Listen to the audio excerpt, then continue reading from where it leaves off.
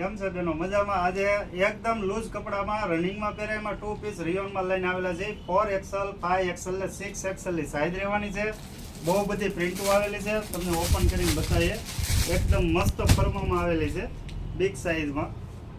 બધી પ્રિન્ટો તમારે જોરદાર રહેવાની છે. અને પેન્ટની વાત કરીએ તો એકદમ મસ્ત બિગ સાઈઝનું પ્લાઝા ટાઈપ પેન્ટ રહેશે. આ રીતે બધી અલગ અલગ પ્રિન્ટો રહેવાની છે.